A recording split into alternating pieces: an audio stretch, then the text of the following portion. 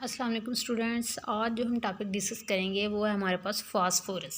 मैं आपको बताऊंगी फास्फोरस क्या है और इसके बाद मैं डिस्कस करूंगी इसके डिफरेंट एलोट्रॉपिक्स फॉर्म्स को। अच्छा, ये हमारे पास जो है वो सेकेंड ईयर का टॉपिक है। इसमें हम डिस्कस कर रहे हैं पीरियोडिक टेबल्स के जो डिफरेंट ग्रुप्स हैं।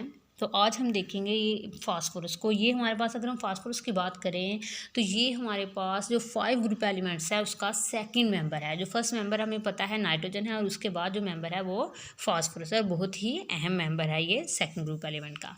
अच्छा जी, सबसे पहले हम देखेंगे कि ये किस लैंग्वेज का वर्ड है। अगर हम फास्फोरस की बात करें तो ये ग्रीक वर्ड है जिसका मीनिंग होते हैं लाइट बेरिंग। ग्रीक वर्ड है जिसके मीनिंग है लाइट बेरिंग। तो ये हमारे पास इसके नेम की बेसिक्स हैं। इसके बाद कह रहे हैं कि जो हमारे पास फास्फोरस है, हमने देखते हैं कि जो नाइट्रोजन है वो फ्री स्टेट में अवेलेबल है। Nitrogen available in in free state, while if we talk about phosphorus it is found in the form of deposits of phosphate rocks. तो ये हमारे पास फास्फेट रॉक्स के डेपोजिट की फॉर्म में हमें अवेलेबल होता है, फ्री स्टेट में अवेलेबल नहीं है। अगर इसके हम एग्जांपल को देखें तो इसके मोस्ट इंपॉर्टेंट एग्जांपल जो है वो है एपाटाइट। एपाटाइट के अगर हम फार्मूले की बात करें तो इसका फार्मूला होता है CA5FPO4 होल थ्राइस। तो ये हमारे पास बेसिकली फार्मूला है एपाटाइट की। तो मोस्टली इसी फॉर्म में हमें अवेलेबल होती है फास्फोरस। अगर कह रहे हैं कि हम प्लांट्स और एनिमल्स के लिहाज से बात करें तो जो फास्फोरस है ये एक इम्पोर्टेंट कंस्टिट्यूएंट है, एलिमेंट है किसी भी प्लांट या एनिमल की ग्रोथ के लिए। तो ये इसकी इंपॉर्टेंस है। इसके अलावा ये एक और फॉर्म में प्रेजेंट है, बोन्स की फॉर्म में। बोन्स में किस फॉर्म में प्रेजेंट है? कैल्शियम फास्फेट की फॉर्म में। आप लोगों ने अक्सर कमर्शियल्स में भी देखा होगा कि कैल्शियम फास्फेट की कमी की वजह से जो है बोन्स जो हैं वो वीक हो जाती हैं। तो इसके लिए कैल्शियम फास्फेट जो हमारे पास कैल्शियम की गोलियां हैं वो वगैरह हमें रिकमेंड करते हैं। तो ये इस फॉर्म में भी हमारी बोन्स में प्रेजेंट होता है। ये तो हो गया बेसिक इसकी अकरेंस, इंट्रोडक्शन फास्फोरस का। अब जो मेन टॉपिक है जिसको आज मैं डिटेल से एक्सप्लेन करूँ वो है different allotropic forms of phosphorus. अगर हम इसकी डिफरेंट एलोट्रॉपिक फॉर्म्स की बात करें तो हमें पता है जो फास्फोरस है वो डिफरेंट, ये तकरीबन इसकी 6 जो हैं वो एलोट्रॉपिक फॉर्म्स हैं। अब एलोट्रॉपिक फॉर्म्स को समझने के लिए सबसे पहले हमें पता चाहिए ये एलोट्रॉपिक या ये प्रॉपर्टी क्या है। ये बेसिकली जब कोई एलिमेंट्स है वो डिफरेंट फिजिकल, एक ही फिजिकल स्टेट में डिफरेंट कंपाउंड्स की फॉर्म में प्रेजेंट होगा तो उसको हम उसकी एलोट्रॉपिक कहते हैं। जैसे हम कह सकते हैं कि ऑक्सीजन है O2 है, तो जो ओजोन है उसका फार्मूला क्या है O3। तो ये क्या है? ये ऑक्सीजन की एलोट्रॉपिक डिफरेंट फॉर्म है। तो इसी तरह फास्फोरस की भी डिफरेंट एलोट्रॉपिक फॉर्म्स होती हैं। अगर इनका नाम लें तो सबसे पहले हमारे पास आ जाता है white phosphorus, red phosphorus, black phosphorus. इसके अलावा हमारे पास बीटा ब्लैक फास्फोरस है, स्कारलेट फास्फोरस है, वायलेट फास्फोरस है। लेकिन जो मोस्ट इंपॉर्टेंट है वो है हमारे पास वाइट, रेड एंड ब्लैक। तो यही हमारे सिलेबस का भी हिस्सा है और हम इन्हीं को लेके चलेंगे। सबसे पहले अगर हम वाइट फास्फोरस की बात करें तो जो हमारे पास वाइट फास्फोरस है हम देखेंगे इसकी फिजिकल प्रॉपर्टीज़ क्या हैं। इसके अलावा सेकंड इसका जो हम पॉइंट देखेंगे वो है स्ट्रक्चर कैसा आता है वाइट फास्फोरस का। और लास्ट पे हम देखेंगे कि हीट का वाइट फास्फोरस पर क्या इफेक्ट होता है। अगर हम इसकी सबसे पहले फिज़िकल प्रॉपर्टीज़ की बात करें तो जो हमारे पास वाइट फास्फोरस है ये मोस्ट पॉइजनस या टॉक्सिक फास्फोरस की टाइप है और लीस्ट रिएक्टिव है, बहुत ज़्यादा रिएक्टिव है। सबसे ज़्यादा जो रिएक्टिव फास्फोरस है वो हमारे पास वाइट फास्फोरस ही है। पहली बात मैंने बताई आपको कि ये पॉइजनस है बहुत ज़्यादा। सेकेंड पॉइंट हमने देखा कि ये बहुत ही लीस्ट रिएक्टिव है, बहुत ही ज़्यादा रिएक्टिव है। जो थर्ड पॉइंट है इसका वो ये है वोलाटाइल। ये बहुत जल्द अगर इसको हीट प्रोवाइड की जाए तो ये वेपर्स में चेंज हो जाता है, इसलिए हम इसको वोलाटाइल कहते हैं। अब जाहिर सी बात है हमने इसका नाम देखा है वाइट फास्फोरस है तो इसके कलर में वाइट का कुछ तो होगा अमल दखल। तो अगर हम इसका कलर देखें तो इसका कलर होता है येलोइश वाइट, यानी डल वाइट सा कलर इसका होता है। ये हो गई इसकी बेसिक फिजिकल प्रॉपर्टीज़। इसके अलावा इसकी हम सॉल्युबिलिटी की बात करें तो ये मोस्टली ऑर्गेनिक कंपाउंड में सॉल्युबल है, जैसे कि हमारे पास बेंजीन है या कार्बन डाइसल्फाइड वगैरह है। तो हमारे पास ये इसका एक और अहम पॉइंट ये है कि हमने देखा ये टॉक्सिक है, पॉइजनस है। तो अगर इसका कॉन्टैक्ट हो जाए डायरेक्ट स्किन के साथ तो क्या होगा, इसका बहुत ही पेनफुल इफेक्ट होगा और ये बर्न भी कॉज कर सकती है आपकी स्किन पे। तो ये इसकी बेसिक प्रॉपर्टीज़ हैं।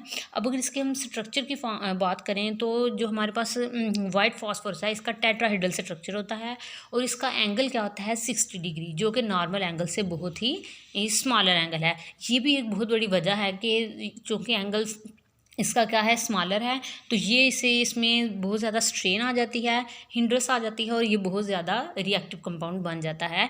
तो एक बहुत ही इंपॉर्टेंट फैक्टर जो इसके रिएक्टिविटी के लिए है वो इसके एंगल को, अगर आपको कोई क्वेश्चन पूछें कि क्यों ये बहुत ज़्यादा रिएक्टिव है, तो इसकी मेन वजह यही है कि इसके जो एटम्स के दरमियान एंगल है वो 60 डिग्री है, जो बहुत ज़्यादा स्मॉलर है, जिसकी वजह से स्ट्रेन काज होती है और ये रिएक्टिव कंपाउंड बन जाता है। ये तो हो गई इसके स्ट्रक्चर की बात। उसके अलावा हीट का इस पर क्या इफेक्ट होता है। अब हीट की अगर हम बात करें तो सबसे पहले इसका बॉइलिंग पॉइंट देखेंगे, फिर इसका मेल्टिंग पॉइंट। अगर इसके बॉइलिंग पॉइंट की बात करें, जैसे वाटर का हमें पता है बॉइलिंग पॉइंट 100 डिग्री सेल्सियस होता है, वो टेम्परेचर जिस पर कोई लिक्विड जो है वो बॉयल होना शुरू हो जाए वो इसका बॉइलिंग पॉइंट होगा। तो कोई भी चीज़ जो बॉयल होना शुरू हो जाए तो उसका बॉइलिंग पॉइंट होता है। तो इसका बॉइलिंग पॉइंट हमारे पास होता है 280 डिग्री सेल्सियस, यानी जब हम वाइट फास्फोरस को 280 डिग्री सेल्सियस तक हीट करते जाएंगे तो इसकी बॉइलिंग स्टार्ट हो जाएगी। अगर हम इसकी मेल्टिंग की बात करें तो मेल्टिंग इसकी 44 डिग्री सेल्सियस पर ही स्टार्ट हो जाती है। अब हमारे पास जो वाइट फास्फोरस है, इससे हम दूसरे कंपाउंड्स को प्रिपेयर कर सकते हैं हीटिंग के थ्रू। कह रहे हैं कि हमारे पास it boils at 280 degree Celsius vapours which dissociate above 700 degree Celsius to form P2 molecule. ये हो गया हमारे पास वाइट फास्फोरस का बेसिक इन्फॉर्मेशन। इसके बाद हम चलते हैं रेड फास्फोरस की तरफ। मैं रिपीट करती हूँ लेकिन पहले हम सबको पहले एक दफ़ा फिर से देख लें। उसके बाद जो सेकंड टाइप है वो हमारे पास है रेड फास्फोरस। अगर हम रेड फास्फोरस की बात करें तो इसका कंपैरिजन वाइट फास्फोरस से होगा, तो ये उसकी निस्बत रिएक्टिव भी कम है और इसमें उतना टॉक्सिसिटी भी नहीं है, इतना पॉइजन नहीं है। तो फिर ये least reactive least poisonous compound है as compare to white phosphorus. ये तो हो गई इसकी फिजिकल प्रॉपर्टीज़। अब इसकी प्रिपरेशन कैसे करते हैं। मैंने आपको बताया था कि वाइट फास्फोरस को हम यूज़ करते हुए बाकी फास्फोरस को प्रिपेयर कर सकते हैं। तो जो हमारे पास रेड फास्फोरस है ये हमारे पास वाइट फास्फोरस से हम इसको बड़ी आसानी से प्रिपेयर कर सकते हैं। जिस किसकी मौजूदगी में या तो हमें आयोडीन को यूज़ करना पड़ेगा या फिर हम सल्फ़र को यूज़ करेंगे एज आ कैटालिस्ट, और टेम्परेचर हमें देना पड़ेगा 250 डिग्री सेल्सियस। मैं एक दफ़ा रिपीट करूँगी, रेड फास्फोरस को प्रिपेयर करने के लिए हमें वाइट फास्फोरस की ज़रूरत होती है। हम वाइट फास्फोरस का या तो आयोडीन के साथ रिएक्शन करवाते हैं या फिर हम इसका रिएक्शन करवाएंगे सल्फ़र के साथ की मौजूदगी में एज अ कैटालिस्ट, और कितने टेम्परेचर की प्रेजेंस में 250 डिग्री सेल्सियस की प्रेजेंस में। और कंडीशन याद रखनी है, वैक्यूम होना चाहिए, एयर प्रेजेंट नहीं होनी चाहिए। तो हमारे पास क्या बनेगा, रेड फास्फोरस। इसके अलावा इसका जो टेट्रा एटॉमिक मॉलिक्यूल है रेड फास्फोरस, ये आपस में मिलकर बहुत बड़े बड़े मॉलिक्यूल्स बनाते हैं जिनको हम मैक्रो मॉलिक्यूल्स कहते हैं। अब अगली बात यह है, रेड फास्फोरस का एक बहुत ही अहम यूज़ है जो मैं आपको बताऊंगी। इसका आप लोग घरों में यूज़ करते होंगे मैच बॉक्स। तो मैच बॉक्स जो हमारे पास माचिस को जलाने के लिए जो साइड वाली उसकी 2 साइडें होती हैं, उसकी प्रिपरेशन में रेड फास्फोरस का बहुत अहम रोल है। जब इसको हम सैंड के साथ मिक्स करते हैं तो इसको हम मैच बॉक्स की रबिंग सरफेस बनाने के लिए यूज़ करते हैं। तो ये इसका बहुत ही इंपॉर्टेंट और हमारी डेली लाइफ में इसका यूज़ आ गया।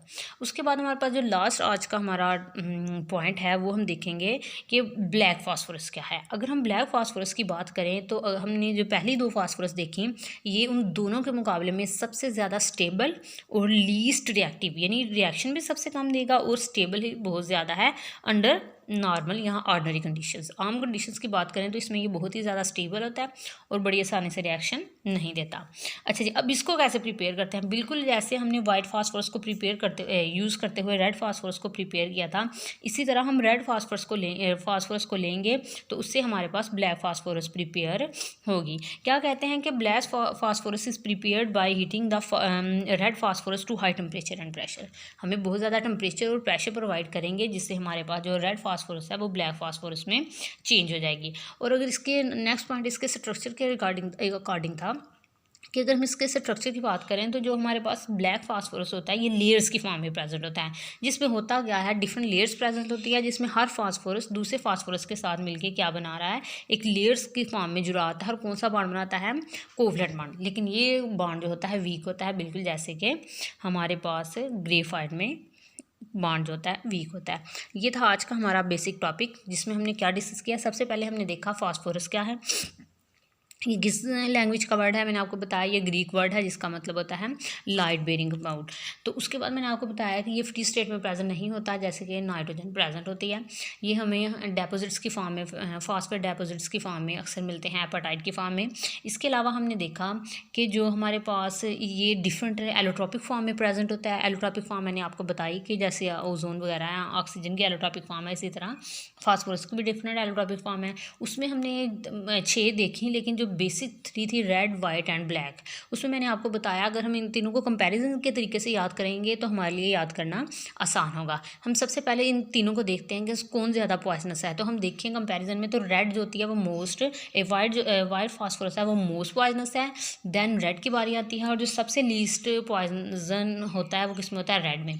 तो वाइट, रेड एंड ब्लैक। और इसी तरह अगर हम इसके रिएक्शन की बात करें तो उसकी भी यही तरतीब होगी, मोस्ट रिएक्टिव वाइट है, फिर रेड है और लीस्ट ब्लैक है। और स्टेबिलिटी की बात करें वो भी इसी तरतीब से चलेगी, जो लीस्ट स्टेबल है वो हमारे पास वाइट है, उसके बाद थोड़ा सा स्टेबल है रेड, और जो हमारे पास ब्लैक है वो काफ़ी हद तक ऑर्डिनरी टेम्परेचर पर स्टेबल होता है।